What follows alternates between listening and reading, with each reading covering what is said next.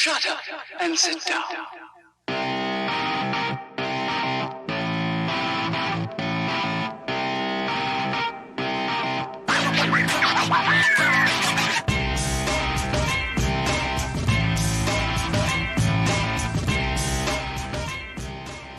Thank you for joining us on HJBC for round 13 of the ChampCar iRacing series.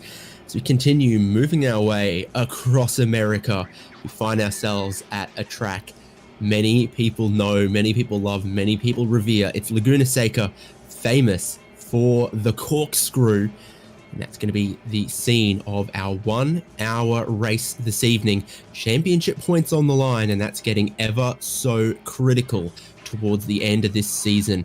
Plenty of prizes up for grabs still. The championship prize, a free entry into a ChampCar endurance series race of the winners choosing for next season. That's valued up to $1,500 US. If it's a ChampCar member, that's some credit they're going to have on their account to use.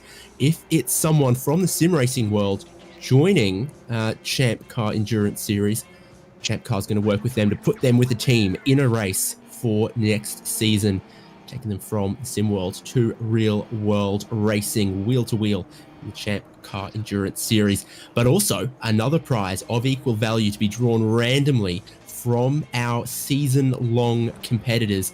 People who've shown up round after round are going to find their name in the hat being drawn for potentially a very valuable prize there as well. So, qualifying underway as we then head towards the race. I'm David Haynes, joined by Devin Peters. Producing tonight, Michael Derby. Can't do it without him. Devin, I mean, this is a track that is famous on YouTube highlight reels, famous on PlayStation and video games and everything, and now, of course, here on the iRacing service. I think everyone knows Laguna Seca. Everyone loves it. Yeah, it's on my bucket list too. I mean, it's hard not to. So much history. I mean, from Trans Am right through, and a couple different layouts all through history. So should be an exciting one out there today, though. 32 cars registered, one of our biggest grids this season, and ooh-wee, are they putting in some fast times up at the top. And that car that they're in, the sort of 2010-ish specification Mazda Miata MX-5 NC, very well suited to this circuit. I think the stronger handling of the various different vehicles we use across the season. The Jetta, of course, a lot of torque. The street stock, a lot of power, but this car, maybe most nimble, most consistently handling, requires a lot of confidence and cojones sometimes to really squeeze all of the performance out of it. At the moment, as qualifying continues, it's Kevin Sandiego on the pole from Zihalu, Mark McCormick, and Josh Soto. Yeah, and regular viewers will recognize a couple new names there. Kevin Sandiego seems to be a bit of a Miata specialist. He's a bit of a mystery to us. He hasn't been out to many races this season, but when he's shown up, he's been fast. And then Ziao Liu came out and won a race early and then went MIA for the rest of the season. He's racing for Pride tonight and practice, I got to imagine, for an attempt next year. Mark McCormick, of course, right up there in the points. He and Alex Albert are battling for number one. And Josh Soto, another name that we haven't seen much of yet, currently running in the 7 car and qualified 4th.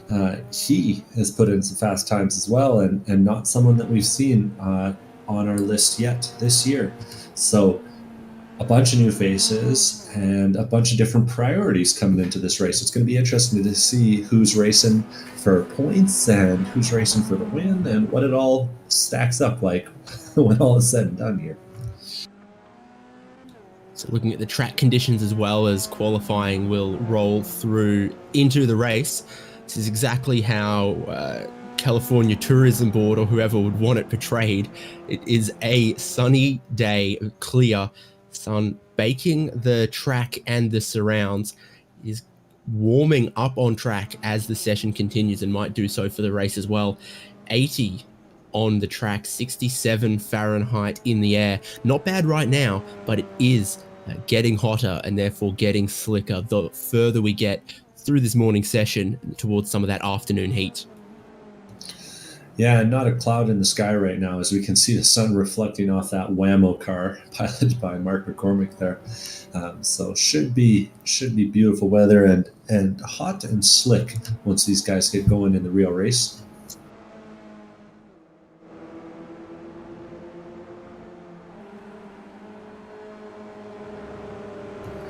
Maybe it's not that hot for California. It's hot for Canada, though, gotta tell you. It's about right for Brisbane, because I just had to run duck and turn my air conditioner on before we get into all of this action and it begins to heat up in session. Now, one thing, of course, that you notice about Laguna, Seca, not much for paved runoff. A lot of places that are really, really challenging. You've got that kink underneath the bridge before you head uphill. You've got the corkscrew itself, and plenty of other places where you can see the drivers are using the left side tires and the right side tires, kicking up dust and sand and gravel every which way around. Yeah, and in a practice/qualifying session like this, you can really tell where guys are trying to push to find a little bit extra just by looking for a little bit of sand on the apex or on the exit. And sure enough, Mark McCormick dips a few tires as we saw him go through the corkscrew there. But plenty of guys are cutting the corners and really trying to find the limits. But man, oh man, I think we got to take a moment to appreciate Kevin Sandiego on the pole there. 1:38.5. No one's come within 3/10 of him so far in this qualifying session. So it'll be interesting to see if he decides to take the grid today. And he set that early in the session as well, almost 45 minutes ago. So it sort of stood there as a monument and sort of weighing on the mind of everyone else almost all session as they try to get closer and closer to that mark, and no one has yet done it. And with only about 2 minutes left in the session, a couple of drivers have parked up and are done, and there might just be an opportunity of a little bit more clear track for some. You can see how Lou's still out on circuit. Soto, Nick Love, Justin Hall, Shane Cameron all out on track. Drivers in the top 10 who might like to improve just a little bit more if they can put down a lap time without some traffic. That's something to think about in qualifying. It's also going to be something to think about in the race, isn't it? Lots of cars, and Laguna Seca a shorter lap than some other places we go to, like, for example, Daytona or Road America, some much longer layouts than here on VIR full course even. Traffic a little bit more likely and probably a little bit more dense here at Laguna Seca.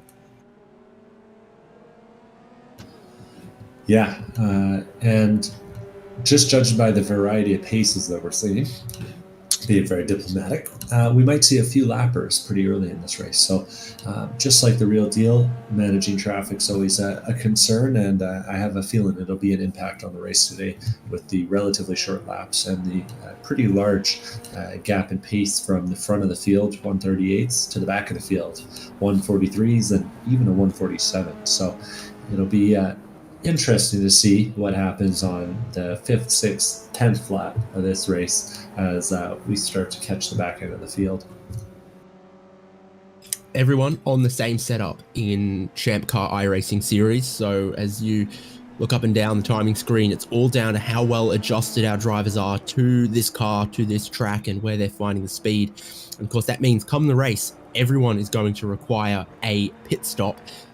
Will keep things interesting across 60 minutes. Checkered flag is out right now, though, and that is going to bring qualifying towards an end. Everyone crossing that line from now on is ending their qualifying. Have you seen any big movers or anyone improving in these last 5 minutes or so, Devon?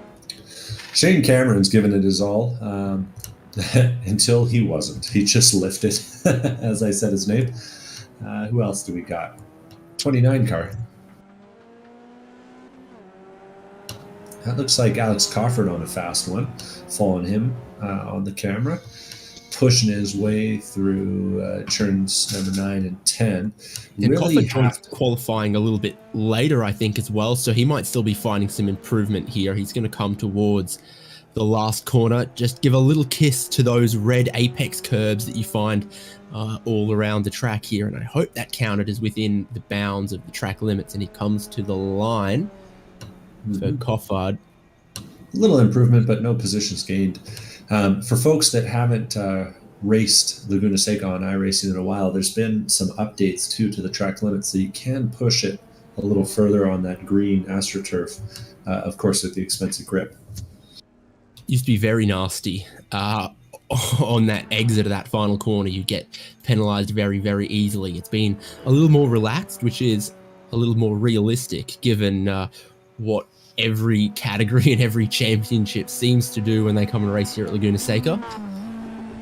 So who else is still out on circuit at the moment? Cossack through the corkscrew. Yeah, and I think he's the last one setting the lap. But yeah. I think he's already taken the checkered flag, actually. I'm not sure. He might even. Yeah, and he's taking the pit lane here. Important to practice that pit entry, though. We've heard a couple of drivers talk about it's a very slow pit lane speed limit here at Laguna Seca. No pit lane speed limiter on these specification of cars. The newer ones have got it, but not this. The driver's got to manually modulate their speed, and if Romain Grosjean can crash at that pit entry, I'm sure all of our ChampCar iRacing series competitors would be able to do it as well. That's going to be the hard cut to the end of qualifying. Let's look at the grid for round 13 at Laguna Seca. Will be, of course, a rolling start for our endurance race. As most categories would be here as well. The grid is going to look like Kevin Sandiego, Zihao Liu, Mark McCormick, Josh Soto, Nick Love, Shane Cameron, defending champ Alex Albert. He's got his number one car back like he always wanted in the 7th place alongside his buddy Justin Hall. Giebler and Alex Coffard is the top 10. 11th place, Andrew Cossack, followed by Clinton Ford. John Hurley, regular, with Neil Hancock beside him. Charles Kowalczyk and Aaron Thorpe, 15th and 16th. Troy Isidore, 17th and 18th. Mark Kruger and David Palermo, 19th and 20th. David Carpenter and David Warder, making a trio of Davids there, 21st and 22nd. Lance Cameron, 23rd. Scott Grinnell, 24th. Greg Vandervert and Jared Cubitt, 25th and 26th. Tim Wire, Alan Loy, 27th and 28th. Corey Barrett, and John Schmererhorn, 30th, making me work hard for that one. Jonathan Patterson, Chris Nicely, and Patrick Ripley round out the field, and we'll see if Nicely and Ripley end up taking the grid. Yeah, 33 cars, 31 drivers with a qualifying time, and really, you look at that, only a couple seconds, 4-5 seconds from the pole. Kevin Sandiego back towards some of the drivers in the 30s. They're going to have the new iRacing sedan pace car today, the generic unbranded pace car. It's going to lead them for a full formation lap of Laguna Seca. Then when it pulls in, Kevin Sandiego will take over control. No real changes to the track conditions from qualifying to the race. It looks like it's carried directly over. We are still at about 80 Fahrenheit on track and potentially heating up across the race. Pace car to lead them now around WeatherTech Raceway Laguna Seca. Let's talk about the schedule, by the way, Devon, because round 13 means we are quite deep into our 16-round championship now. Just 3 more to go after this. VIR North later in the month on the 20th in the Volkswagen Jetta. The Jetta rounds have always been interesting and very, very close, like at Mid-Ohio last time out. And then Barber for these cars again, November 3rd, and then the championship rounding up at Sebring, November 17th. All that information at forum.champcar.org. Yeah, and the last chance for a few of these drivers to get entered into that, door prize style $1,500 draw. We did have north of 20 drivers that were still eligible for the prize just last round. So we'll see if all of those drivers manage to finish the season. But I mean, hey, 1 in 20 odds for $1,500 towards your racing. That's a pretty good deal to me. Yeah, exactly. That is a prize many people could do a lot with. Either some might make their Champ Car debut if they were to receive that prize, and then there's plenty of names we know and recognize and have even raced with on this grid that, you know, if they won that prize, you'd see them doing one extra race in their 2022. It's people doing everything they can to be at the track as often as they can, and that's one thing that would go a little bit further to rewarding our Champ Car iRacing Series competitors. Said it's a relatively short lap around here at Laguna Seca, and they have mostly completed that pace lap now. We are getting shortly ready to go racing. Kevin Sandiego is starting to back them up, letting the pace car get just a little bit further away. It will officially be a 2-wide race start. Interesting to see how far back in the field that might become single file start. Sandiego still holding them through the final corner. Does he put the power down on the exit? I think he does. We are pretty well racing now at WeatherTech Raceway Laguna Seca for the Champ Car iRacing Series. Your pole sitter making good effect of it, but there is a slipstream in these cars, and he is under attack again now from Zihao Lu looking around the outside. Oh, a little bit of contact. There's going to be a bit of All contact in the top three. It's going to turn Sandiego around. Josh Soto is through into the lead of the race. Zihao Lu and Sandiego coming together, and they are from the front row of the grid now well back. The rest of the field streams through. Other big winners there, Mark McCormick, Nick Love, and Alex Albert. Zihao Lu straight to the pits. He's given up on that one. That's a real shame. He qualified so well. San Diego's back on track and running again, but he's deep in the field. I'm thinking, looks like about 20th place for him. Well, the top three tangling amongst each other in the Andretti hairpin on lap number 1. Seeing Josh Soto move forward to the lead. He's leading from the kink up the hill towards the corkscrew. Drivers through the kink. They're running wide across the gravel. Soto under a lot of pressure from McCormick still. Oh my gosh, 3 wide behind. Yeah, contact there from John Hurley on to Justin Hall, but they managed to keep it straight. Alex Albert and Justin Hall now lining up. We'll see if they get themselves in line. They were working together in practice and in qualifying, so I wouldn't be surprised to see them helping each other out here. Correction, that's Shane Cameron in the other huge-ass branded car. Alex Albert's just ahead. Yeah, it's all action behind Justin Hall, isn't it? That's one of the packs. And Hurley to the pit lane early. Is that damage, or does he just want to get out of that carnage? In theory, he ought to be able to fuel it to get to the end from here. Did he maybe get the penalty on the race start? I don't know. I'd be surprised by that, but we'll see. We got a couple of cars spinning backwards at the exit of turn number 11, the last turn there. That's John Schmerhorn facing the wrong way and lighting up the tires. Does look like Hurley is underway again. No, actually, correction, he's taken tires. So I think this is his planned stop, and I don't think it's a half bad idea with this many cars on track today. Yeah, already 30 plus seconds of service for Hurley. I would have thought those left sides are done, and maybe he's serving a penalty for jumping the start or cutting the corkscrew and not serving the slowdown or something. Regardless, racing continues up front, and it's becoming a little bit of a two-way fight for the race lead in this early goings. Soto and McCormick still half a second apart for the lead, leaving Nick Love and Alex Albert and Alex Coffard just a little bit behind. How strong do you feel the slipstream is around here? I'd have to think on the pit straight, up the hill towards the Andretti hairpin, and up the hill towards the corkscrew. That's the kind of places where you'd feel the slipstream in these cars, because they otherwise struggle a little bit uphill. Well, in Miata's, slipstream is always a factor, and it's definitely made a difference. I want to say it was to the tune of 7/10 plus on a quick lap out here in qualifying. So we'll see what that ends up looking like in the race. Alex Albert, though, lined up behind in 4th place, following Nick Love as they try to chase down the leaders. And so far, the leaders seem to be wisely staying in single files, trying to break away from whoever's behind them. Pack racing at Laguna Seca, 2 cars for the lead, 3 cars for 3rd, and then a little bit of a train formed up behind Shane Cameron in 6th as well. Oh, and Lance Cameron's facing the wrong way in turn number 1, and he's waiting and waiting and waiting as the entire field goes by. That's gotta hurt. It's got going now, but yeah, as you said, big pack coming through. Bit of a replay of what happened there. And more carnage in the middle of the field. 4 cars involved. Kevin Sandiego spins it and parks it after that. Takes out, I think that was Lance Cameron again and a couple other cars that were nearby. David Palermo, perhaps? No, David Palermo was able to get through it.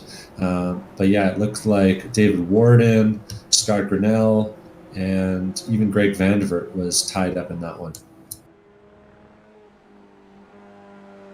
So carnage early on in the for the race lead initially, and then in the middle of the pack. Carford took it all 4 wide, all 4 wheels off rather that time through turn 10. But he, Alex Albert, and Nick Love are kind of forming a chase pack now as they try to keep up with Mark and Josh in the front. And already there's cars streaming out of the pit lane, so you know that there's going to be plenty of traffic around this race. Holding station half a second for the lead, but behind them, Alex Albert's starting to put a little bit more pressure on to Nick Love. Coffard's coming along with them as well. He's been one of the big movers in the top 10 early going. Started 10th, now running 5th and in the train for 3rd. Coffard might have under-delivered a little in qualifying. He's looking very racy right now in the race. It's possible to wear the tyres down by going too hard too early in this car on a fixed setup.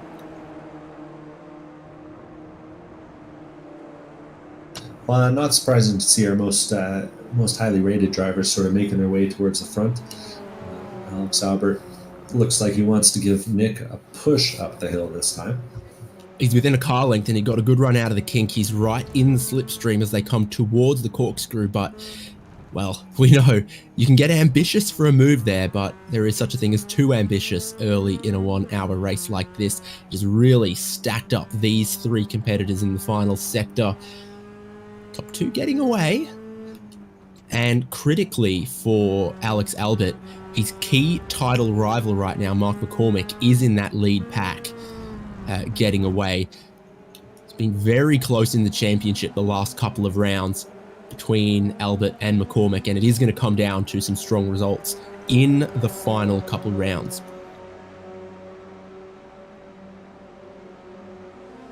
Now it's Coffard close to Albert and almost pushing him down towards the Andretti hairpin. Big dive, big move from Albert down the inside of Nick Love. Bit of contact, loosens him up, and you know what? Coffard almost does the same to Albert. They are 3 wide now, heading towards the infield section here, and I think Albert is given that position up. Coffard, not so. Still trying to go side by side with Nick Love here over 3rd place. I'm on Carford's side here. I wasn't responsible for you two getting together, so I'm not going to do anything to give it back to you. Meanwhile, Nick Love backs off as well and lets Alex Albert by. I think he realizes that Albert might have a little bit more pace than he does, and maybe wants to follow him as they try and chase down the lead. Either way, both of them give up a spot to Carford, and now he's up 7 positions in, 5 laps? Pretty good start for him. And look at this, all of a sudden, Giebler and Cameron are right with them as well. All that nonsense cost them a second or so, and it's a 5-way battle here. Giebler's also picked up a couple spots so far in this race because he started 9th, and now he's looking at Nick Love. Is there potentially damage for the Love Racing Miata? Well, looking at the onboard, the wheel looks pretty straight. Does look a little unstable, but it's hard to tell with these NC Miatas. They're always looking a little unstable. Sure enough, though, he takes the pit lane. Yeah, he's looking for the pit lane. He got passed around the outside by Giebler, and everyone else was lining up behind him. So I think Love is going to go for the early stop. If there is some damage, that's not his race done, because fixed setup, they start with a restricted amount of fuel, but the fuel tank itself is still the same size. Ought to be able to fuel it at the stop to get home from here. Yeah, and sure enough, a closer look reveals that left front wheel wasn't pointing quite the right way, and there was some pretty good fender damage. So he's pulled it off and decided that there's more pace to be found in open air with a clean car. battle's still on between Giebler and Shane Cameron. Justin Hall catching them as well for a little 3-car fight here. Yeah, Justin Hall, did not have all the pace that the guys did in qualifying, but at the same time, I think he didn't have a draft either. So he's going to be looking to make some ground up here. And if he keeps it on the track, he might have a chance. Shane Cameron up the hill towards the corkscrew right behind Ian Giebler. And as you've seen on TV, sometimes it takes a little bit of muscle to try to make a pass stick there. So that's not what he's going to attempt. Yeah, and Ian Giebler's got to be feeling pretty good. He's had a couple up and down finishes in the series, but has managed more recently to get himself up to the front with some really good consistency. So let's see how that pans out for him. As I say that, he puts a tire in the dirt and nearly spins it going into the last turn. So I'm looking at the lap times now for Coffard and Albert, etc. See if there's any damage to them, like there was some damage for Nick Love. And Albert again another lap, 142s. So he might also be struggling. Giebler's catching him. Shane Cameron is right at Giebler's rear bumper. Yeah. Well, and outside of the top two and Alex Albert, everyone seems to be kind of settling into those 140s, at least in our battle packs near the front here. The top two, though, 139.2, 139.1 last time by. So those two are flying up front. Yeah, they are. And Soto's now put a little bit of a gap between himself and Mark McCormick. And those two are now head and shoulders away from the rest of the field, 6 seconds clear of Coffard and Albert and Giebler and Shane Cameron.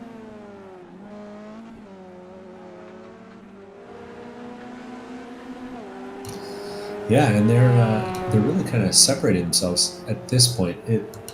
It's got to be interesting for them. I'm just noticing the amount of dirt on the apexes already. We're 7 laps in, and there's been plenty of off-track excursions. So definitely having to evolve a little bit to their approach to every corner as they get to it, because there might be a lot more gravel than there was the last time by.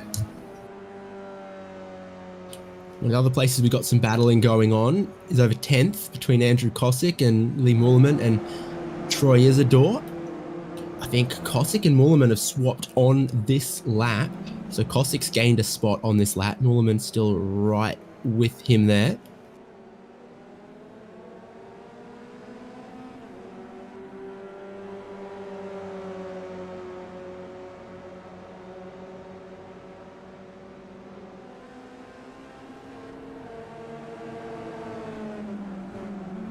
Yeah, Mullen's been a pretty regular competitor with us. Not quite regular enough to still be in it for the door prize, but we've seen him out for a fair amount of races. Kosick, on the other hand, he's got to be thinking about finishing, because he was very nearly at the threshold for that door prize entry just a couple races ago. So if he hasn't gotten there yet, he'll definitely want to make sure that he gets to the end of this one. Problems for Ian Giebler, and I don't want to say anything too prematurely, but I wonder if he got a little bit of help from Justin Hall. Yeah, we'll have to take a look at the replay on that one, but it looks like he might very well have a pretty good draft for Justin Hall there, and he kind of breaks a 1/10 of a second later. But when you're half a 10th behind the guy in front of you, that can end up with him in the wall. And sure enough, puts him straight on, and there's no saving that. Luckily, these are virtual cars.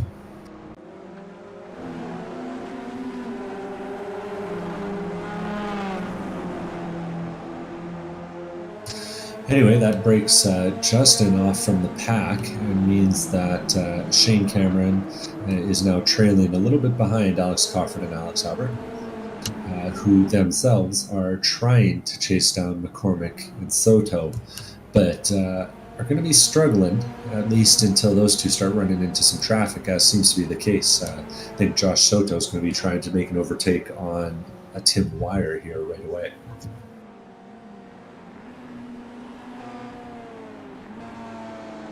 Yeah, and the lead continuing to extend for Soto over the last couple of laps, now out to almost 2.5 seconds.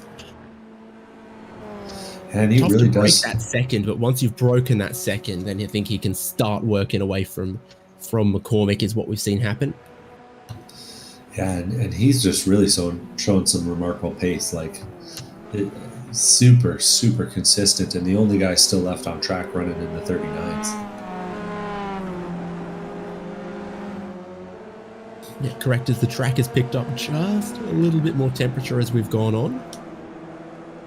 But now lapped traffic, it's going to be one of the concerns for Soto.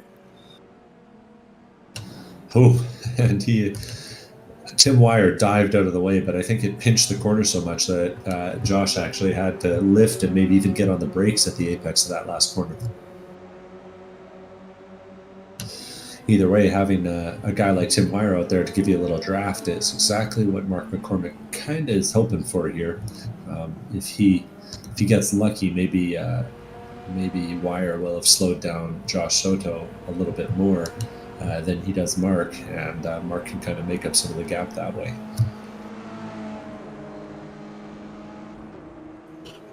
It took about half a second out of the gap, but McCormick still has to pass Wire. And as they say, traffic giveth, traffic taketh away. It's always an uncertainty when, where, and how easily McCormick might get around.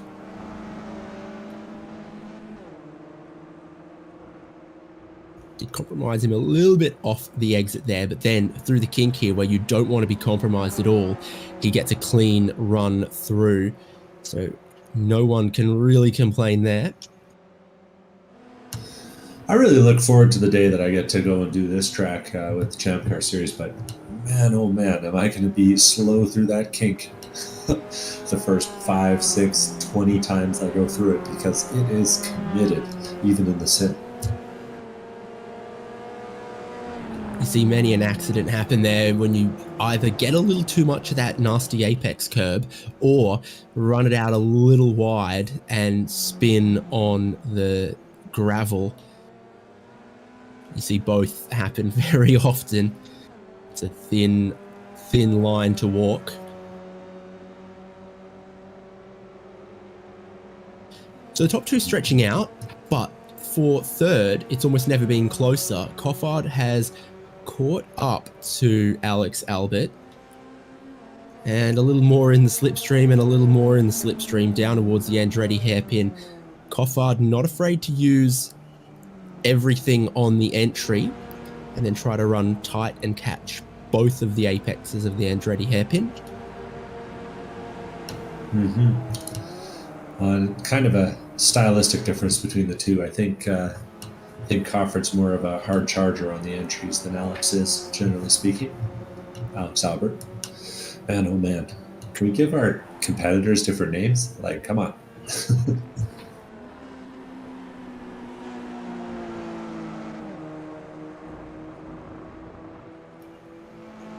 I'm looking up and down. We've only got 2 Alexes. It's just that this is both of them.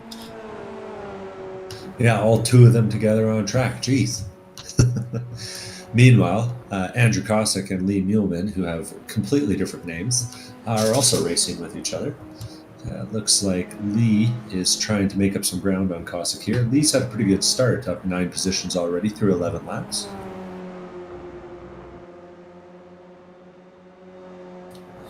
What is it? Most Mint versus Daring Greatly on this one, although looks like Kosick is wearing a Most Minty scheme, and Lee Muehlman looks more like he's got a new favorite Netflix show. Space Force. Hey, I think it's a get. reference to the one with Steve Carell, not just generally Space Force. Hey, it could very well be. Either way, The two of them are kind of battling, though it looks like more and more Andrzejkowski's starting to get away. This time across the line, he's going to have about a 1.1 second gap, so that's right at the edge of the draft.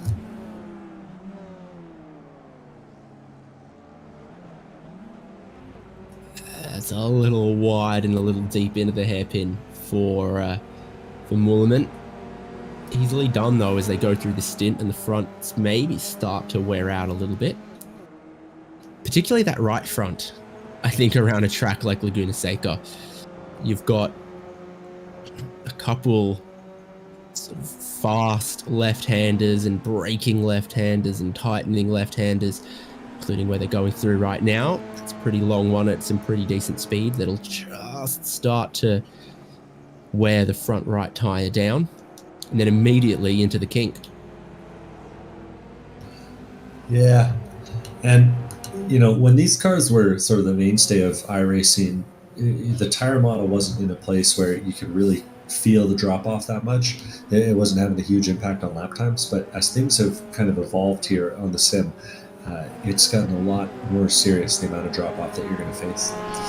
Speaking of serious, I'm seeing a little battle developing here between Corey Barrett and Jonathan Patterson, the 69 and the 63 car. Two of them are squabbling over 16th place, and Barrett's been taking a pretty fair chunk out of Patterson the last couple laps. Only a 10th this last time by, and sure enough, commentators curse. He goes and puts it. He actually spun there earlier in the race as well at the kink, and that dropped him back, but then he picked it back up. Trying to close in on Patterson. Just a quick note here, Alex Alberts dropped into the pits and dropped back to about 11th place. So trying something with the strategy here, because the pace wasn't working for him. Yeah, pretty quick stop too.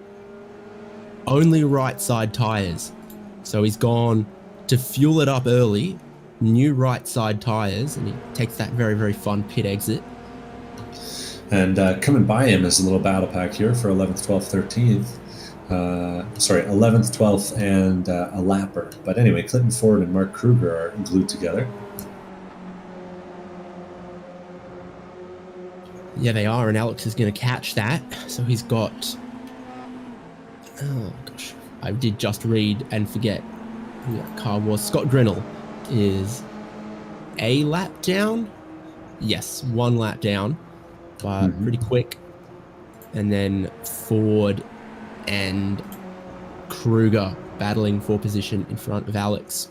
I think we need to give guys a moment of silence before they go through turn number 6 there, because they keep just hooking that apex curb and sending themselves flying every time we talk about them. It's also closed up for the lead of the race. Somehow, McCormick has just closed back in on Josh Soto. So what was out to sort of 2.5 seconds, it's now down to, well, it was as close as about 0.6 or so. Now it's 8 or 9, but McCormick back in slipstream with the leader. Could be a case of Josh pushing the tires like it's a sprint race when it's a whole hour long. Either way, Mark seems to be taking gobs of time out of him as they go through turn number 5 there. Yeah, it was half a second on the last lap. Whoa, sideways on the way into the kink for McCormick as he hooked just a little bit more gravel than I think he wanted. But he made it work, and then he rotated the car through the corner and used the slipstream up the hill to stay 7/10 behind the leader. And if they're thinking about, pitting at some point soonish, you want to be close in that pit stop phase if you're going to have a chance at, maybe undercutting, for example. To be within a second is pretty important at that phase of the race. Yeah, absolutely.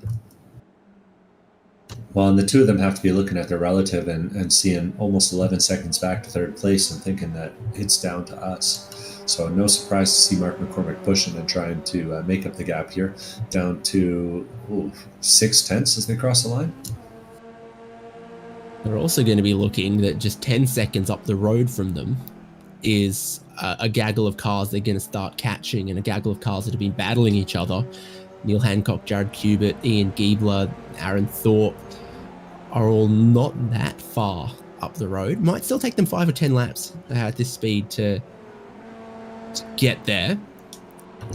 Well, luckily for them, cars. Luckily for them, I was going to say Neil Hancock just put all 4 off and lost a bit of time there. So that took the only group of 2 and split them up. So if they're catching up on them one at a time, they might not be losing enough time that they feel like they need to go to the pits.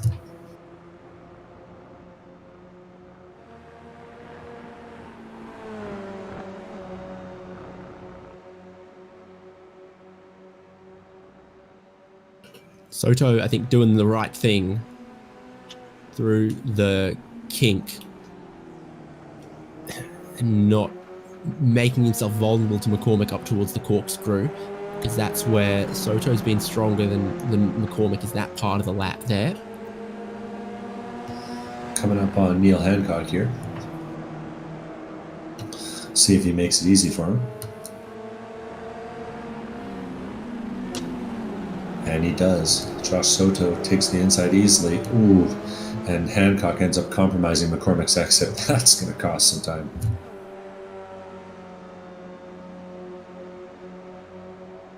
That's just the luck of the dice, isn't it? You know, if they had caught him, 100 meters earlier or 100 meters later, it might have disadvantaged Soto and benefited McCormick. But in this case, it's just balked McCormick a little bit and cost him half a second or so.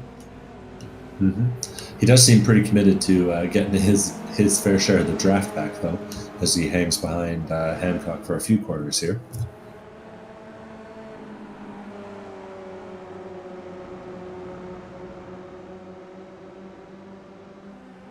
Would you think about pitting if you were McCormick? Be a little hard pressed too at this point. I'm looking at Alex Albert on the timing screens, and they won't have quite this much data, but Albert's not killing them on pace. He's sort of right on where they are with those fresh tires, and so I don't think it's going to be enough to make it worth it for tires. And I would go till there's no more fuel in the thing. Well, Nick Love's in, but it's for his second stop. Has he got more damage? And again, he has. Yeah, it looks like the front end of that thing's a little crumpled up. That left front corner again. Unlucky for him. Strong qualifying effort for sure with the 39.4. Only a couple tenths off the front of the field.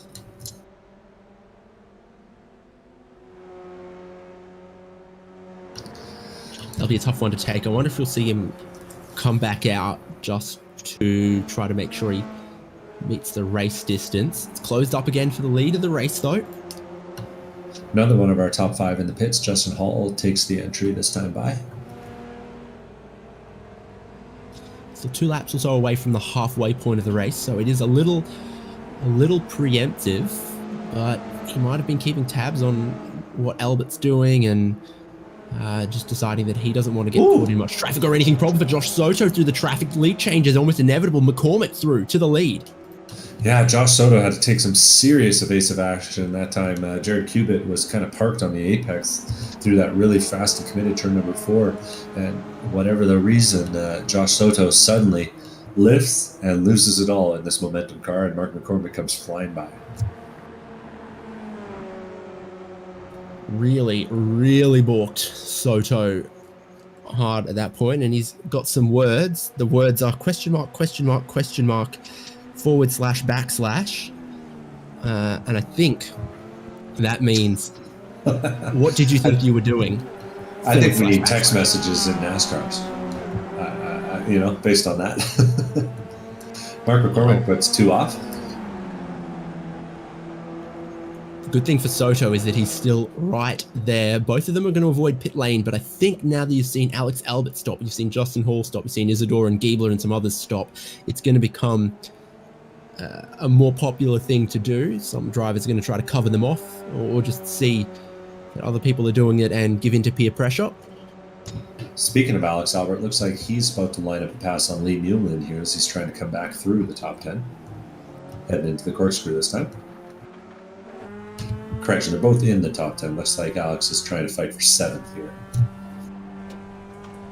Yep, the strategy for Albert, super contingent on being able to work his way quickly through this traffic, and he will. There was a little mistake from Mullerman, who will know that he hasn't stopped, but Albert has, and therefore he's really fighting that one, and Albert does cleanly get through.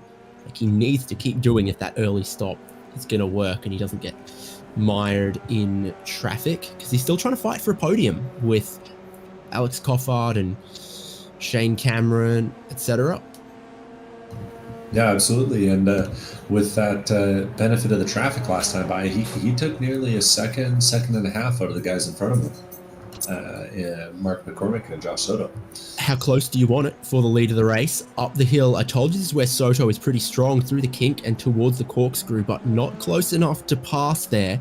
It really almost hooks the gutter with the line through the corkscrew there. That seems to really, really work for him. McCormack has got the lead. Soto is in a position to put a lot of pressure on him. They're almost at the halfway point of the race right now. 30 minutes done, 30 to go, and down the inside at the final corner. Super late, super deep. Soto back to the lead. McCormack trying to cross over under, and they're both wide open throttle down the pit straight at the halfway point of this race. McCormack back into the lead, but they have a fight on their hands. Oh, that was awesome.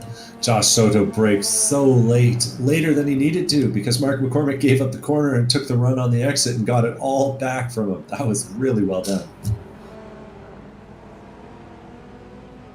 Despite all of this, they've still got a 12-second lead to Alex Coffard. They can keep this up for a while, and it is still going to be just a two-way battle for the lead with no one else involved. The pace that they ran early in the first half of the race really stretching them clear the rest of the field. But then we're going to come to, watch this at the kink. Soto is always more precise through there and is going to, I think, have a good run up the hill in that draft at McCormick.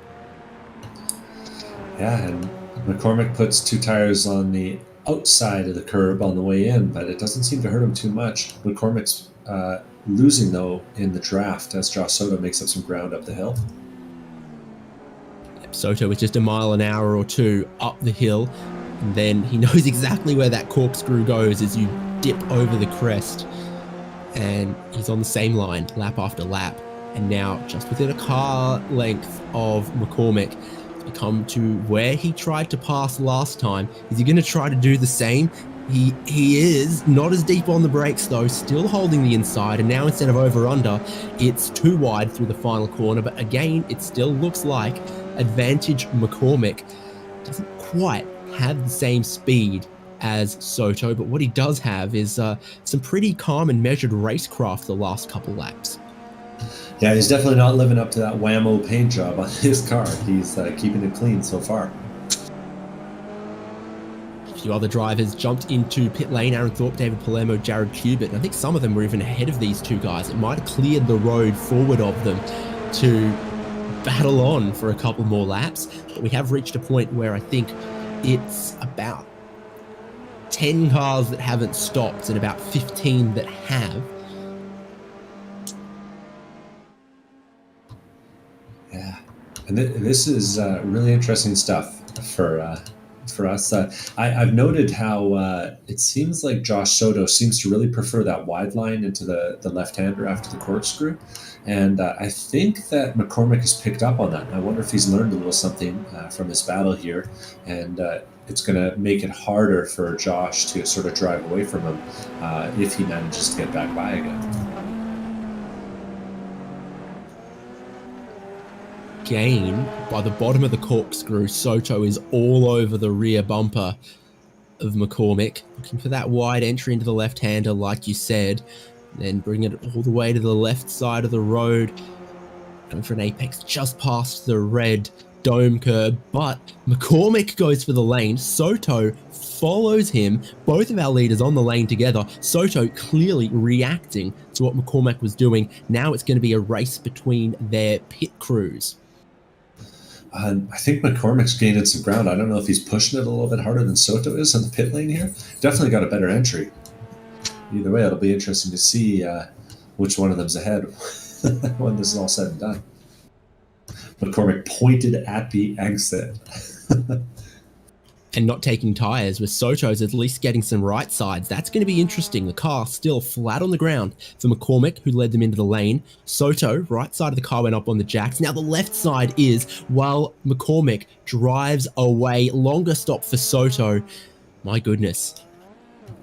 Ooh, that's hard to swallow if you're Soto, watching that guy drive away while you're still up on the jacks. Meanwhile, Shane Cameron and Alex Crawford drive by. Those two haven't stopped yet, and they take the lead of the race, along with about 12 other guys. Kosick and Lee Mullerman also on the lane, but, well, Soto's come out of pit lane just a second and a half ahead of Albert. That time on the pit lane has been super, super important. We know how quick Soto's been, almost walking away from McCormick at points in this race. Can he close up that kind of gap with 15 laps remaining? It is 8 seconds from McCormick to Soto for what ought to be the win in this one. And then factor in, where's Coffard going to be? Well, and I was going to say, is Soto looking over his shoulder? Because if he does, he'll notice that Alex Crawford's only about 2.5 seconds back, and Charles Kowalczyk, another 2.5 seconds behind that. So all of a sudden, all these guys are coming back together at the front after the pit stops, and Alex Albert's kind of showing that undercut might not have been such a bad idea. So McCormick, with a pit lane transit time of 39 seconds. Alex Coffard is only 20 ahead of McCormick and only 28 ahead of Albert. So I struggle to see Coffard getting into the lane and getting out quick enough to slot back into net third. Yeah, that will be tough for him for sure. Looks like he'll probably come out around 5th, maybe, when all's said and done, or 7th. Hard to say for sure. Meanwhile, Josh Soto puts all 4 tires off track through first turn there, but on the inside of the curve, interestingly enough. Between him and Mark McCormick, he's now got 2 lappers as well, Corey Barrett and Tim Wire. So this is starting to look more and more like McCormick's race to lose. He's got the track position, and he's got a pretty handy amount of gap.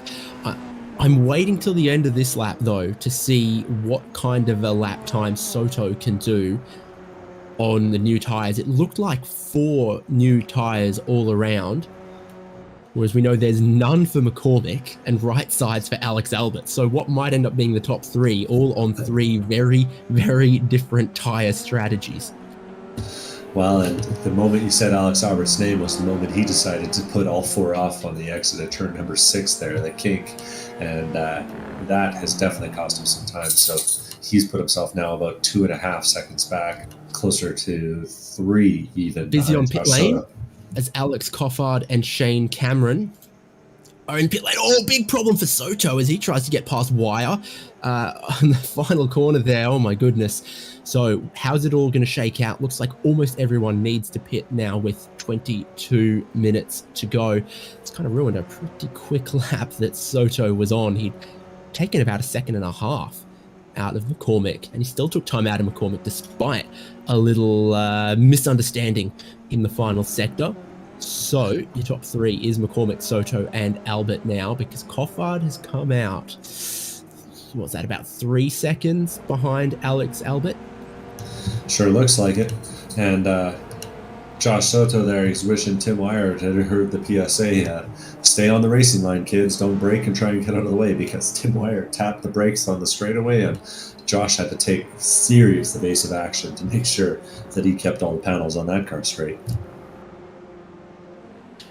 So the track is warming up still as this race goes on, which might just be to the benefit of Soto and to the detriment of McCormick for the lead of the race. What was 8 seconds is already down to 6, and the laps keep coming and they don't stop coming at Laguna Seca. We've still got 13 or 14 laps left in this race. He only needs Well, goodness, think about it. 0.5 of a second per lap on those new tyres, and this race is all Soto's. So what's McCormick got left? Can he defend if Soto gets there? Because earlier we saw some really strong, really clever defense from McCormick. What is this battle going to look like? The gap's underneath 5 seconds now. Soto is flying with those new tyres, and McCormick can't match the same pace. Oh, and this is a big deal for the championship, because if Josh Soto comes out of nowhere and suddenly denies Mark McCormick this win, it's going to have ramifications, because he and Alex Albert are basically battling over race wins at this point. With the drop weeks in this series, McCormick needs wins to replace any bad finishes, and Alex Albert needs him to be denied as many points as possible. So, things are getting spicy at the front. Yeah, for the reasons you outlined, McCormick really needs this win, and Albert would probably really like him to not get that one. 16 rounds in this championship, and your championship result is your 12 best results. So if you entered every race, then it's going to, be counting how many wins you got almost to decide that championship. So McCormick would want it and want to hold on to it. Underneath 20 minutes to go, lead gap 4.5. Remember, it was, 8 seconds about 4 laps ago. Big battle between Shane Cameron and Justin Hall for 5th place. Cameron is on the outside right now as Justin Hall tries to hold him off. They're about to go through the kink too wide. Cameron backs out of it. Justin Hall takes the lead away from him, takes 5th place away from him, I should say. And sure enough, manages to force him to yield. Oh, and Palermo's there. Oh no, and Palermo's gotten a hold of Shane Cameron. Puts 2 tires in the grass, but in the meantime, Justin Hall's run it wide on the exit of the corkscrew and lost a couple seconds himself. So those two might be together again. Real shame there, though. Palermo just kind of missed the breaking point and collected Cameron on the way to the wall. Meanwhile, Alex Alberts had to clear some lap traffic in the form of Corey Barrett. He makes easy work of that down the front straightaway. Barrett's had his eyeballs on the mirrors and done a pretty good job every time I've seen of getting out of the way of McCormick and Soto and not interfering with the lead battle that they've got going on.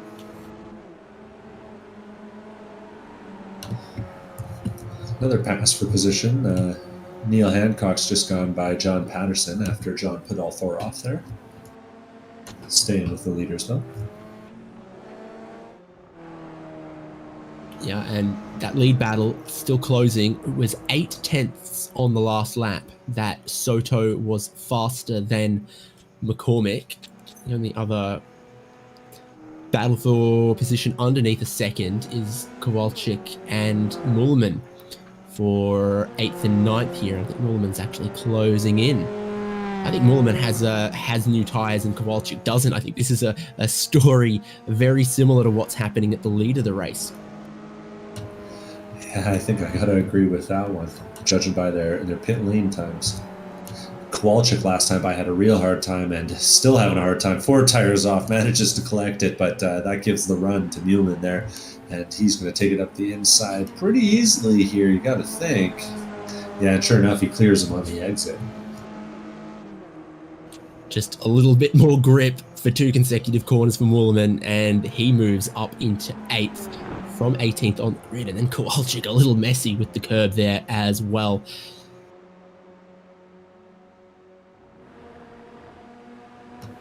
Wow. Joshua Soto down closing in as well. Look how fast Coffard was on the last lap. Wow. Yeah, he's right there. There's a problem. Now Coffard's right there with Josh Soto last time by in terms of pace. And he did it without the extra set of tires. Got to be wondering. Might have done it with a little bit of slipstream off Albert, though. That's for certain, as they're underneath the second now, battling for 3rd. And again, the reasons you point out, this is pretty critical to Albert's championship right here. Yeah, if I'm Albert, I'm a teammate or no, I'm not giving him an inch. Josh is really putting on a clinic here, though. I got to say, 3.5 seconds last time by, and cutting it down even further this time, really showing that he drives a Spec Miata in real life.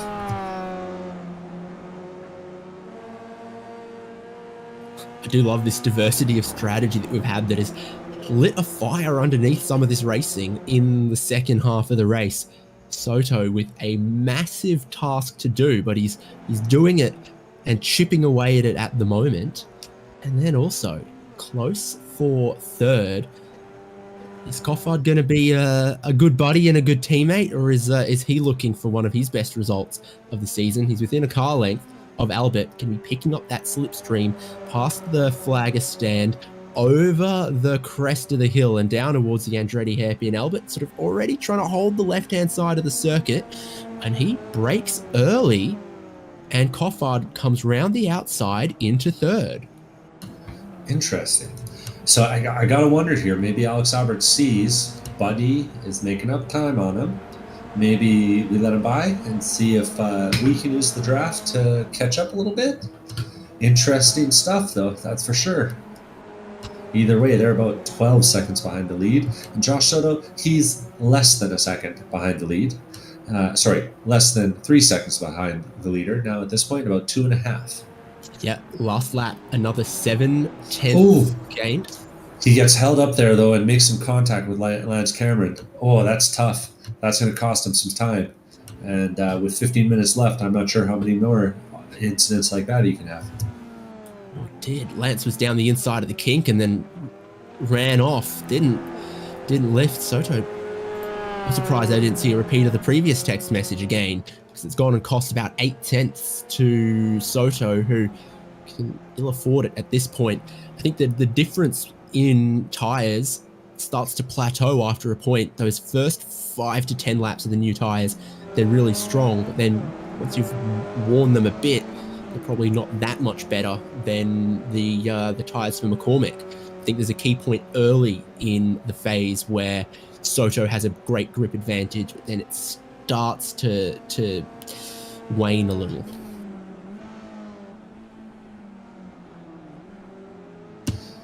Yeah, things are getting tight at the front here. Last time by, Josh Soto didn't make any ground, but as we know, he was held up there in the kink. It's all back to where it was a lap ago, 2.5 seconds. We're watching on the broadcast here, Muleman trying to hold off Charles Kowalczyk. Those two have been going back and forth for a while. Kowalczyk seemingly had older tires than Muleman, but is trying to get back by after letting Muleman by. A little bit sloppy on the exit of turn 8 there as they head into 11. We'll see who gets better run onto the front straight. I love it. Pretty wild at the moment. Kowalczyk's wearing bloomers instead of a racing suit, as far as I can tell. Comfy.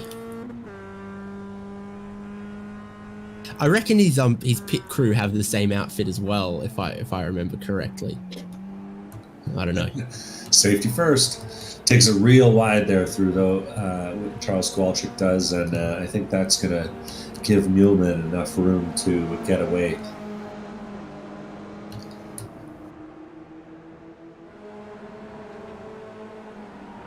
Last lap, the gap for the lead at the line was 2.9 seconds. As Soto comes to the timing line now, it changes to 2.3. There's only 12 minutes left, 8 laps left in this race. If you're Soto, you've got to close that gap pretty quickly, because we've seen McCormick is going to defend that lead. You're going to need a lap or so to be able to... You're going to need a couple laps to take it away from him. Yeah, absolutely. And our speculation aside, Alex Crawford has driven away from Alex Albert, nearly 2 seconds between them at this point. So Alex Albert figuring that he didn't have anything for Crawford, it seems. So big points here for McCormick. The difference between first and fourth, or second and fourth, for his main championship rival.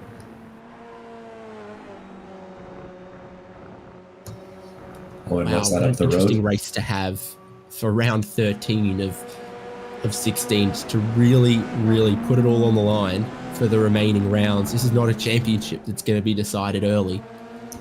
Ooh, McCormick took a lot of cut there. Oh, and he's had to give back a slowdown. Soto's coming by. Soto's in the lead now, almost. Yes, he is. Yeah, McCormick took the bottom of the corkscrew. He took too much curb. And again, on the exit of turn number 10, he takes too much exit curb and gets all 4 tires off. And that's a slowdown in iRacing. You have to give that back. So we'll see. What does desperation do now? 10 minutes left. Can he get back? He's really, really going to struggle with the Alta tires now as well. And Soto, almost a second clear, almost breaking that slipstream. The only thing that could save McCormick is if he can stay in the draft of Soto. But this opening sector of the lap, there's too many corners where the tires for Soto mean he can start to break away. And McCormick won't be close enough when they come to up the hill towards the corkscrew and over the pit straight as well. 1.2 seconds for the lead. Soto's been given a little bit of a gift. I mean, he worked hard. He had the pressure on there for a while. McCormick knew he had to do the best he could. And that's the pressure that might have forced a mistake. Still, traffic is going to play a part for our leaders. Definitely a better run through turn number 5 that time for McCormick. He's making up ground. We'll see if he can carry it through the kink. Soto slowed up pretty big time there as well, though. It's back down to 4/10. Ooh-wee. What is going on for the race lead at Laguna Seca? Traffic in front of them through the corkscrew. This is the part at the bottom of the hill there where Soto's been precise and McCormick got stung 1 lap ago. Difficult to pass someone who's not cooperative in the final sector of the lap here, as our leaders have previously discovered as well. Can't flash the headlights in these cars either. It does look like he's getting out of the way, though, so strong move there from Troy Isidore, making the choice, preserving the battle, and now Mark McCormick is, what, 2/10 behind? Clever race sense from Isidore. He knew what the leaders were going to do and he made sure he stayed out of their way, stayed clear of them. And it is 6 laps to go right now. McCormick is in the slipstream, is in position to attack Soto. He's not going to do it. What's your mindset for McCormick here? You're still pulling points out of Alex Albert if you finish second. Is it all or nothing, or do you play that long game? Knowing how few drop weeks I have if I'm Mark McCormick, because he had only participated in 8 of the 12 rounds before this. Knowing how few drop weeks I have, I got to go for the win, because Alex Albert has too many wins in the bank from when I wasn't able to make it. Well, McCormick still with the slipstream. Is it enough to make up for the tyre deficit and the tyre disadvantage? So far, you would say yes. So he really straddles the red curb at the kink. Got to be careful to not get a slow down penalty there. He hasn't. And he's got to keep pressure on Soto. He's got to make Soto wear out those tyres as well to bring him down to a level playing field, and they can go one-on-one. Well, and last time through the bottom of the corkscrew, McCormick took that really wide exit. And this time now he's behind Josh Soto. He takes the wide entry into the next corner. So kind of changing his line and trying to stay in that draft as much as possible. Laps tick down quickly at Laguna Seca. 5 to go. The lead margin identical to what it was 1 lap ago. McCormick quick in a straight line, quick in the draft, over the crest of the hill, down towards the Andretti hairpin, and he's looking. Does he have the brakes and the tires to go deep enough? He's going to go side by side. They're almost going to rub at the second apex of the Andretti hairpin, and McCormick can't clear Soto. Soto's still at his rear bumper, still at his door, still side by side through the middle sector. McCormick just can't get clear of Soto. Oh my God. These two are holding it so close together. This is amazing. Absolutely, it is. Far left-hand side of the circuit from McCormick, trying to defend for all of his life, but then he has to come back across, and then that lets Soto down the inside. They're still going to be side by side towards the kink. bravery and stupidity sometimes look like the same thing as they go too wide through the kink. Soto slides across, slide job style, into the lead of the race. Soto got the better shift there between 6 and 7, and millimeters between them as Soto clears McCormick on the exit. Oh, this is close. Absolutely it is. Two drivers battling for the lead with different tires, different championship needs and wants, different stakes in this game. And the league's got to be on notice, because if Soto comes back and puts on performances like this, he's going to be a top 3 competitor right away. Goes all the way out to the dirty part of the track. Looks like he's trying to break the draft this time. McCormick this time by 4/10 at the line. With 4 laps to go as well, McCormick just isn't as close as he was a lap ago, but he really got in there and really made a fight of it. And the lap time for both of these guys last time in the mid and high 1 minute 42s. They would really have to keep fighting like that for Alex Coffard to be able to close the 10 seconds. I think with 4 laps to go, it's game on for Soto and McCormick. 4 tires off for Josh. Wide. That's going to hurt his run. McCormick's coming at him, but not close enough this time. But you can tell Soto's tires starting to wear down as well. He's starting to feel the pressure, and he's almost going to do the same thing at the left-hander. Yeah, using every single bit of the track, but when you're feeling that kind of pressure from the guy behind, you got to do what you got to do. No incident limits in this series, so take every part of the track and all the parts beside it and use them at all. Real quick, what other battles are going on? Ford and Giebler battling over 9th. They're pretty close into the final corner. Kowalczyk and Hancock battling each other over 12th and 13th. And Tim Wire and Aaron Thorpe are battling each other. So there's plenty going on everywhere through the field, including Kowalczyk, who is an absolute madman, wild child at the end of this race. Oh yeah, there'll be a couple good finishes here. I gotta say, Clinton Ford is glued to the bumper of Ian Giebler, who's right behind him. Can't seem to get away from him. That Kowalczyk and Hancock battle might even go a lap down the way things are running at the moment as well. Hard to know. Hancock just put it in to the first turn so deep that I think he missed the apex by 3 Miatas. And Kowalczyk nearly took it back on the exit. But again, really deep on the brakes, and now Kowalczyk's trying to make the run again. Look at these two. The clock says 3 laps to go. Don't they know it before, actually, for these guys of Kowalczyk and Hancock? If they don't go a lap down. Soto and McCormick still holding. McCormick losing a little bit of ground that time, about a second behind after putting 2 tires off. Let's see if he's got anything else. Might be sort of letting those tires cool, seeing if he can make another push before the end. And there is traffic ahead of them. Hancock and Kowalczyk battling might become a factor for our 2 leaders. Hancock with a tidier looking car. Kowalczyk has rearranged and reprofiled a couple of the panels on that thing, but he's still going and driving it for all it's worth. That's some ChampCar spirit. Yeah, are they going to go a lap down to Soto and McCormick? Still just over a second the lead for Soto. They're nearly 3 seconds down in terms of pace. You got to think that Soto's going to catch him before the end of the lap. And again, that's Kowalczyk's favorite bit of gravel to run through. They're going to run side by side, woe each other up, cost each other a bit of time, and Soto is right with them. It's 2 laps to go for Soto. He's definitely going to have to put Kowalczyk and Hancock between himself and Mark McCormick. And Hancock doesn't seem that worried about it as he tries to go around the outside of Kowalczyk there. Looks like we'll have a braking battle here. Who goes deeper? Hancock goes a little bit deeper, but Kowalczyk can't make the apex, and Soto's getting held up here. Gotta think. Soto is into the middle of the fight. Hancock is all the way off the track. Soto is trying to get down the inside here of Kowalczyk, who is going to oblige him. Hancock's going to want part of that as well. And you've got to think, this is good for Soto. Some cars between himself and Mark McCormick.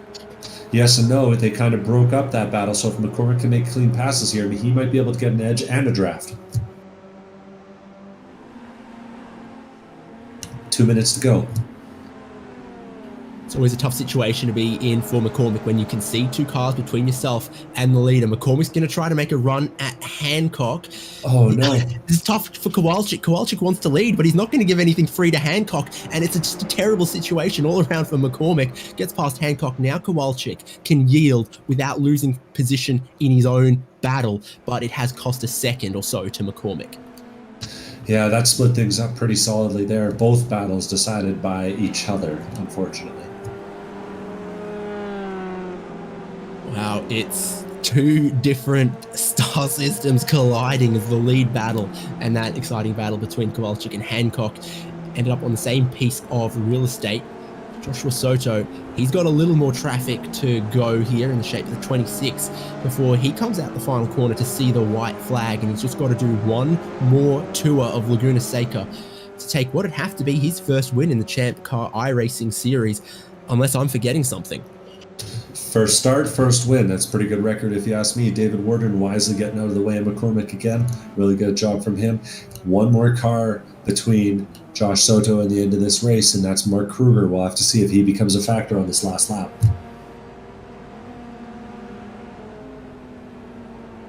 Well, what an exciting sort of last 15, 20 minutes we've had since those pit stops.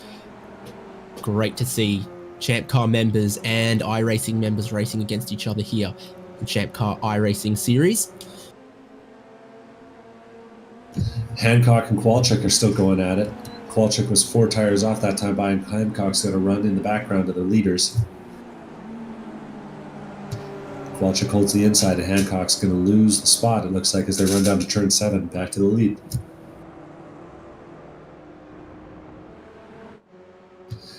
Soto's coming up on Mark Kruger here.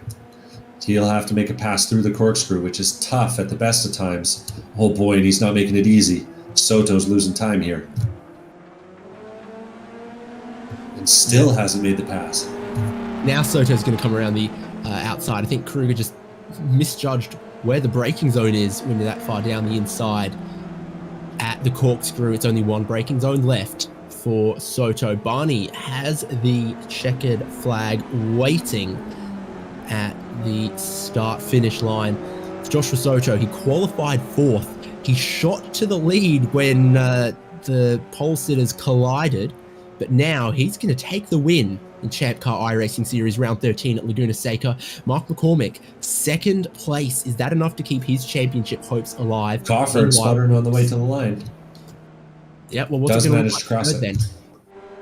Crawford does manage to cross the line out of fuel, though. Absolutely out of fuel. And Alex Albert finishes 4th. Justin Hall coming to the last corner. Shane Cameron a few car lengths behind him. Can you believe there are some people who would like to see this racetrack close? Man, I bet you ChampCar can get enough money together to buy all those McMansions and get them out of here. What a great race. Absolutely hard fought, but I have to say pretty fairly fought between Soto and McCormick and some of the other battles we saw as well. I mean, when you saw McCormick leave the pit lane 8 seconds ahead of Josh Soto, you would have been forgiven for thinking that was the race done. But what a drive to catch and pass and take the win. Yeah, Cossack crosses line in 7th, Muhlman in 8th, and Giebler in 9th. Tight battles all the way through the top 10. That was really, really good stuff. Oh, wow. I'm floored. I can't wait to get these guys in here. So let's get to the results then. It's Josh Soto, the winner, from Mark McCormick, Alex Coffard, Alex Albert, Justin Hall, Shane Cameron, Andrew Cossack, Lee Mullerman, Ian Giebler, and Clinton Ford. Biggest mover in the top 10, Lee Mullerman, from 18th into 8th. Then the rest of our finishers, first car lap, down, I think, was Mark Kruger from Neil Hancock and Charles Kowalczyk. What a crazy little battle they had at the end there. Troy Isidore, Lance Cameron, Corey Barrett, Aaron Thorpe, Scott Grinnell, David Palermo, Jonathan Patterson, and Jared Cubitt, David Warden, Greg Vandervert, I think was the last car to take the checkered flag. Tim Wire pitted, I think with damage, about 5 laps to go. John Hurley was at retirement. Nick Love, I think several laps down after 3 pit stops, and Alan Loy, John Schermerhorn out as well. Kevin Sandiego, Zihao Lu, the front row of the grid, colliding in turn 1, the first braking zone of the first lap. What could have been for those two as well. And I don't think Carpenter, Knisley, or Ripley took the start. It's pretty exciting all round. Oh. Yeah, you can't ask for much better on a Wednesday night. That was really, really well done. And I'm looking forward to seeing some of these names back next year. Josh Soto, Zihao Lu, Kevin Sandiego. Man, if we have 5 guys at this kind of pace next year, it's going to be spicy for that $1,500 prize. Absolutely. So let's speak to a couple of our podium getters. Who have we got standing by? Let's go third, second, first, and hopefully our winner might appear. Who knows? Let's get Alex Coffard, 3rd place. Looks like Albert gave that one up pretty easily for you to come through for a podium. Good pace. Yeah, thanks. I definitely found more pace in the long runs than in the short runs. So qualifying was rough. I had definitely some off-track excursions that set me behind. Traffic management was bad, my fault. And so, yeah, just long runs were really good. And so I was able to catch Albert, and so he just kind of let me through. Realized probably not the smartest idea to battle to the point that something bad could happen. You know, he has to play the points battle. So it worked out in my favor pretty good. Indeed. Real interesting mixture of strategy across the field today in these cars and at this track. I thought Albert took right side tires. Your race leader took 4. Second place didn't look like he took any. What did you go for, and what did you find? I took 1 tire. I took a right front. I was reaching for my beer as I was trying to set all my tires and stuff. So I wanted to take right. I was considering it, but then I didn't want to, take halfway through the pit, click another tire, and then it mess up. And so I was like, whatever, I'll just finish my beer, take 1 tire. Retrospectively, I think definitely taking the free tires was worth it, and was all 4 worth it. I think it would be close, but I think 2 tires was the way to go. And, Josh just had some amazing pace all around. So I wouldn't be surprised if, he was on top podium no matter what he chose. Congrats on 3rd, plus 7 positions throughout the race, and bringing it home strong at Laguna Seca. Thank you, man. Appreciate it. Go Alex Coffard, and we get to move 1 step higher up the podium because 2nd place finisher Mark McCormick's with Devon. Yeah, I found our 2nd place finish here, Mark McCormick, and what a battle between you and Josh Soto. How'd that look from your perspective? A little eager on his part, here and there, but this is what it is. When I saw you driving out of the pits with a 6-second gap and no tires, I thought the race was over, but he managed to drag it down. You two got going back and forth there a little bit in the middle, though. Where was your head at after the pit stop? I knew he was going to catch me. When I saw there was like 11 laps left and there was only a 10-second delta, I was like, well, guess we'll be fighting in the end. But the tires kind of evened out after they heated up, so I kind of wish I pitted a little earlier so that he was on the new tires longer, but I don't know. Maybe I should have taken tires. Always tough to know in the moment. Were you thinking about the points championship while you were out there racing? Well, of course. I want to go racing, man. It didn't look like it made you hold back, but were there any moments where you thought, oh no, I can't, when you were looking at moves there? Yeah, especially with traffic. And then with Josh as well, I don't know, a few times when he would make a move, I would just kind of let off and let him go. But then when I did decide to fight, I probably should just let off because, yeah. Well, great race out there, man, and it was a great show for us. Really impressive show of car control and racing, and everything you can hope for. Good job. Thanks, man. Yeah, too bad I got caught up in traffic in the end, but it was fun anyways. Thanks, guys. Cheers. Anyone you need to shout out tonight? Oh, the wife and kids, of course, and you guys for putting this on. Appreciate it. Catch you guys next time. Cheers. Thank you very much. There we have it. Now, one last person to speak to, and it's our race winner, Joshua Soto. You had to fight for that one. I don't know if I've got enough fingers to count the number of lead changes we had there. Oh yeah, it was a really tough battle. Seen the opportunity at the beginning when there was a cart, the incident, and I didn't really know the pit strategy for this race, so I was kind of iffy. I was kind of saving fuel, but I really didn't have to. It was about like 2.1 gallons worth of fuel in the pit stops. But yeah, everything kind of went according to plan near the end of the race. It's really hard getting through the back markers and everything.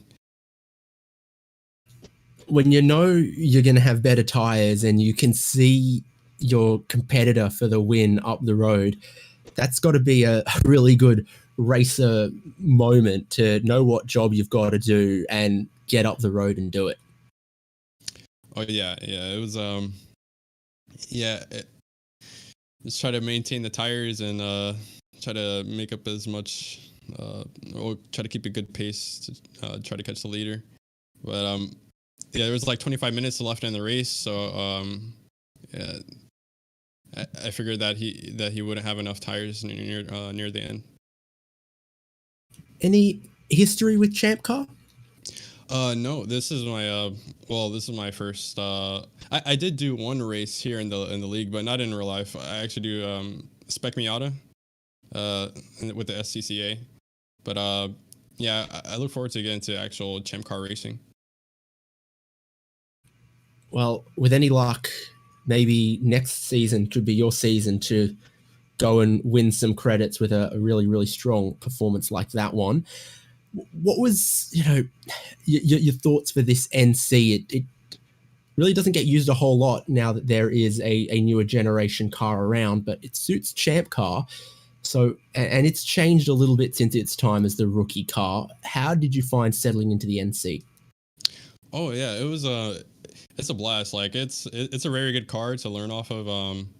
I like that it still has the H pattern and everything.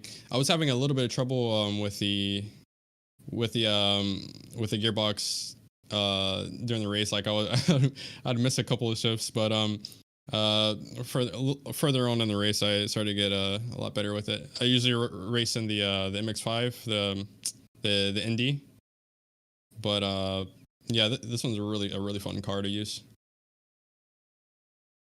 Well, congratulations to you, winner of round 13. Anyone you want to thank? I would like to thank my parents and my friends, and also you guys for the series and the broadcast and things like that. Appreciate it. Awesome to have you. Thank you. All right, thank you. Devin, I think that's a pretty strong race to have this deep in the season for ChampCar iRacing series. Some big names returning, some strong new names, and drama from that first lap to the final lap as well. Oh, it is tight in the standings right now. Let me tell you, Mark McCormick with about 5 wins and a second place finish today. Alex Albert with only 3 wins so far, but I think a better suite of finishes overall if you count all of the finishes so far. So Well, who knows where it's going to go, and I'm really looking forward to the last 3 races of the season here again. We said VIR North on October 20th, Barber on November 3rd, and Sebring on the 17th. And what's that? Yeah, it features the Jetta, the Miata, and the Street Stock. So we're going to get to see all 3 before the end of the season here. I'm stoked. Yeah, exactly. A title fight that we're still tallying up the numbers on, and it could get really, really close and come down to the wire at Sebring. Like you said, 3 rounds remaining, 3 different cars on show. We've seen McCormick look pretty strong in that Jetta. We've seen Alex look strong in the Street Stock. You'll have to tune in to find out. Subscribe to us here on YouTube, Team Huge Ass, where we're going to be covering the 3 remaining rounds live. And of course, it's not too late to join us or find all the information. Forum.champcar.org. The schedule is there. The information about how to get on iRacing is there. There's lots of other sim racing minded Champ Car members willing to answer your questions or give some pointers. Pretty friendly stuff there. That's where all the info is. But from Laguna Seca, we've got to say goodbye for now. See you on the 20th at VIR North. I've been David Haynes, Devin Peters with me, and Michael Derby producing the coverage. See you then.